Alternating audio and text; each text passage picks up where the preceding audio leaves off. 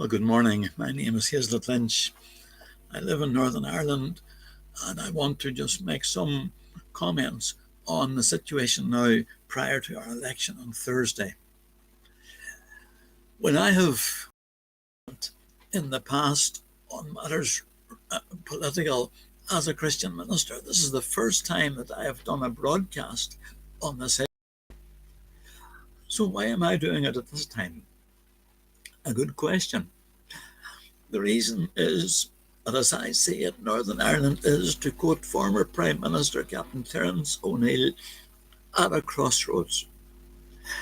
Every election here has been described in that way for decades, but the results of this election will set the direction of travel for many years to come. Let me set out my thoughts as clearly as I can, and I will start by making this general point. Those who will vote for the same governing parties in the election on Thursday will be sounding a ringing endorsement of their failures in the past 24 years. They will be saying to those parties that they have done a great job, especially during the past mandate, and we want no change. As we all know, the executive was down for 3 years after former and the late Deputy First Minister Martin McGuinness walked out. And again, more recently, when the DUP pulled out the First Minister, when it has been down now for several months. But that's okay for many unionists. They don't mind about that. While supporting the status quo, they are saying that we want this expensive tier of government that simply does not work. This mandate started in disarray, and it has ended in disarray. Yet unionist voters will largely vote for the same old situation, more of the same, but thankfully not all will go with the crowd. On top of all that, the IRA party has walked rings round the unionists, but that's fine too, so far as many unionists are concerned. As Democrats who accept the will of the people, they tell us we want to go back into government with the IRA party and its backers because we think this is a good way to govern our beleaguered province. The same people would no doubt have supported Hitler in the past because he had a democratic mandate, and Putin at the present time because he has a democratic mandate. It is the expressed will of the people. More personally, I hear voters from across the political landscape admit that the reason they will vote again for their candidate is for purely selfish reasons. He did things for them. It does not matter that much about their policy so long as they do things for me. That seems to be the attitude. That is the mindset of many voters across the political divide.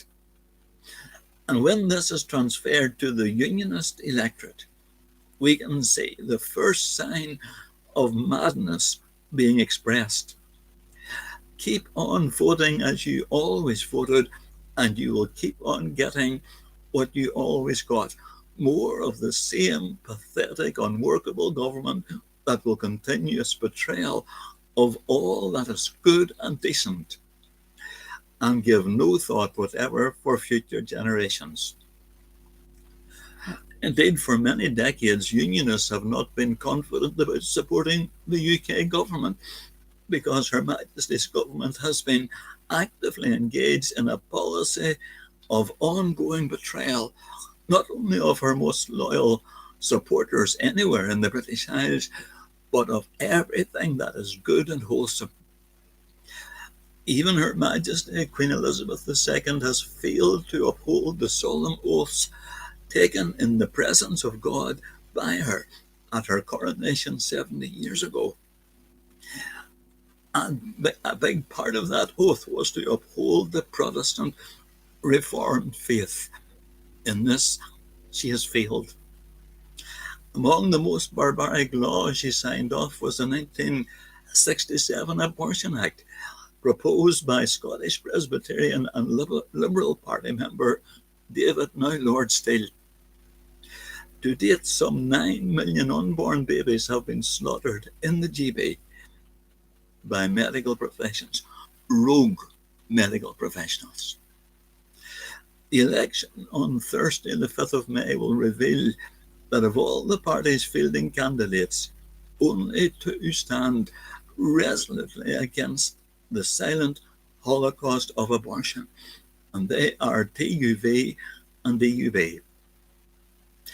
While it is true that Onto is also strongly anti-abortion, this is a cleverly created Trojan horse which, if supported by unionists, will open the door to all of the other wicked doctrines and practices of the larger IRA party, Sinn Féin.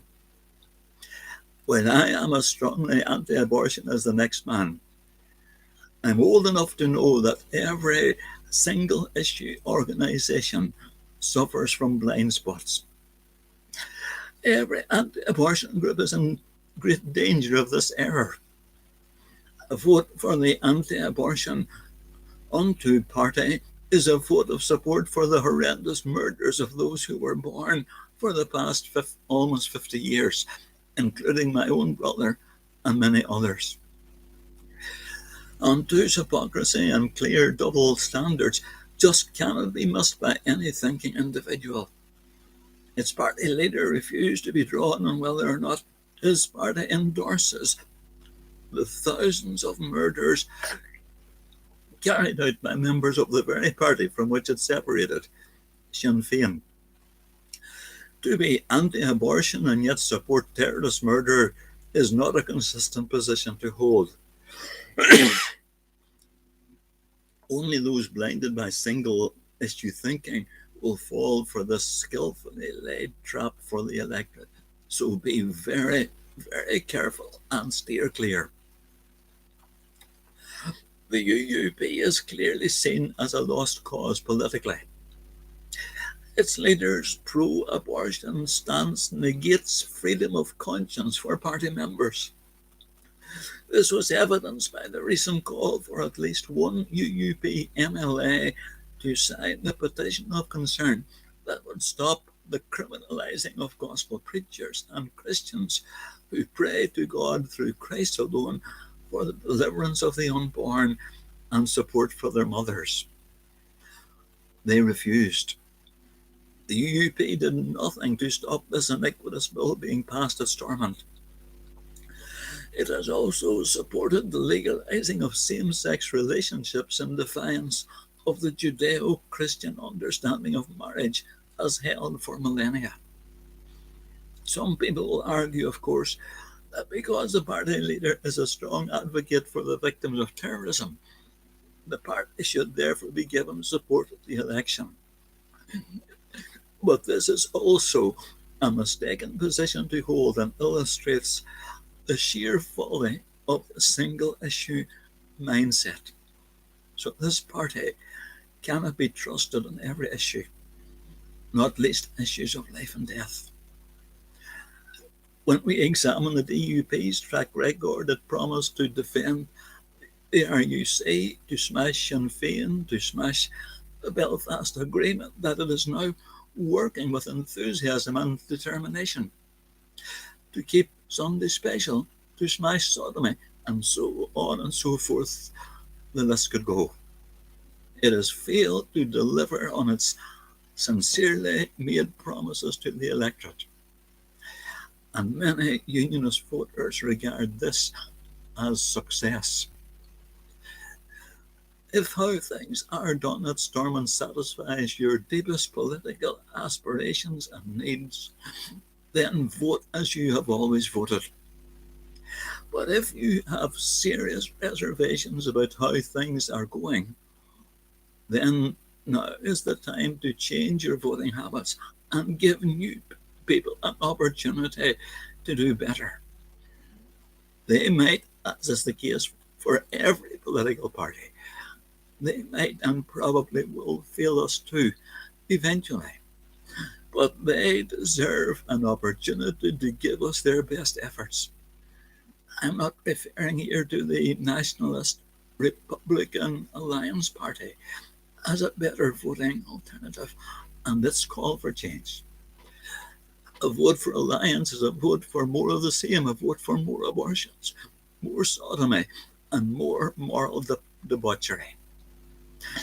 As I conclude, looking at the political landscape as a non party member, the only viable alternative for unionists is the 15-year-old TUV. This new party is resolutely against murder in all its forms, whether murder by terrorists or murder by rogue medical professionals, and it gives no credibility to those who commit or endorse it as a political weapon. Remember, friends, this is not a personality contest, so please get away from that silly idea. This is about policies that will set the direction of travel for our country for many years to come. It deserves a chance to prove its worth. Put another way, give TUV a chance to feel the people of Northern Ireland. If you want change, vote for change. Thank you for watching this video.